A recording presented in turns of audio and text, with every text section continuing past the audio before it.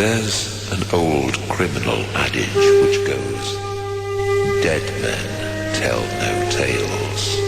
Well, that never was true. But there have been few cases indeed when a dead girl's story resulted in... but I am getting ahead of my story. In 1680, a well-to-do widower called Walker lived in the village of Lumley, which is about 2 miles southeast of the junction of the A1N and the A167 near Chester Street, in what is now Tyne and Wear, but at that time was the county of Durham. A young female relative of his came to live at the house to be his housekeeper. A pretty girl of about 19 years called Anne Walker. The neighbors decided that the arrangement between the two Walkers was not quite so platonic as the male half of the duo would have everyone believed, and these suspicions proved to be well-founded when the girl's formerly slim figure began to swell visibly. And when the evidence of his wrongdoing became obvious, Walker took the girl to stay with an aunt known as Dame Cave in the nearby town of Chester Street, and promised the girl and the old lady that he would look after Anne and the baby when it was born. However, in November, shortly before the expected arrival of the child, Walker returned to Dame Cave's house with a friend of his called Mark Sharpe. He told the two women that Anne was to go to another venue in Lancashire to have her baby in an area where she was unknown. The girl and Mark Sharpe set off, and Walker, after reassuring Dame Cave, returned to his home. Anne Walker was never seen alive again. But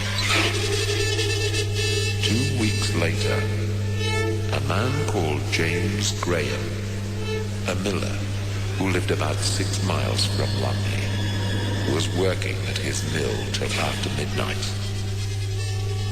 As he was preparing to go home, he went downstairs, and there, in the middle of the ground floor room, he was suddenly confronted by the figure of a woman.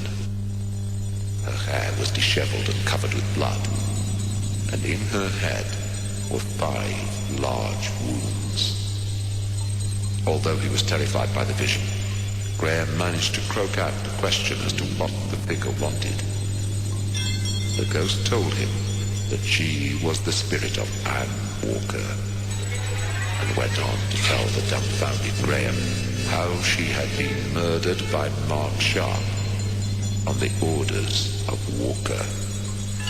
She told him where the killing had taken place, and how Sharpe had hit her 5 times in the head with a collier's pick, and had then thrown it with her body into a disused coal pit.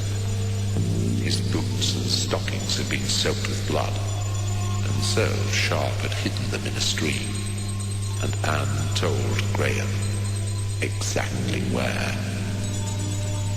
The apparition concluded her interview with Grahame by telling him he had to inform the nearest justice of the peace, and that if he did not, she would haunt him to his dying day. With this chilling promise, she disappeared.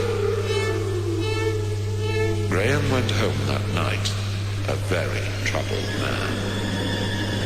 He had been, understandably, very shaken by the spectral visitation, but nonetheless was dubious of the wisdom of accusing a prominent citizen with a relatively upright character, with no more proof than his own unsupported word. Consequently, he did nothing, apart from making sure he left his mill well before midnight. But despite that, a month later, Anne Walker reappeared, just as it began to grow dark, and once more she ordered Grahame to tell her story to the authorities. But he still did nothing. And she appeared for a final time just after sunset, but this time in his own garden. On this final occasion, she cursed him thoroughly and said he would never have a moment's peace from her for the rest of his life if he did not do as she asked. Her threats and curses were finally successful, and the following morning he informed the magistrate of his meetings with the vengeful spirit. The place the ghost had described was examined, and the body of Anne Walker with the coal miner's pick were found, just as Grahame had said they would be. The injuries to the girl's head were just as Grahame had seen them, and in a street a few yards away, the heavily blood-stained boots and stockings were found. Walker and Sharpe were arrested, and finally, in August 1681, they stood trial. Sharpe, because his boots and stockings stained with blood had been found so close to the body, and despite his protestations of innocence, was convicted. In the case of Walker, there was no corroborating evidence, but he was condemned solely on the ghostly evidence related by Grahame. Breaking with a long tradition, the judge sentenced them both to death that same night. They were duly executed, still protesting their innocence. A virtually unique case where an accused has been executed for murder solely on the evidence of his victim. But perhaps it was not unsupported, for the magistrate, Judge Davenport, had been very agitated during the trial, and the people did say that Anne Walker had appeared to him too, crying out for legal vengeance. Who says dead men or women tell no tales?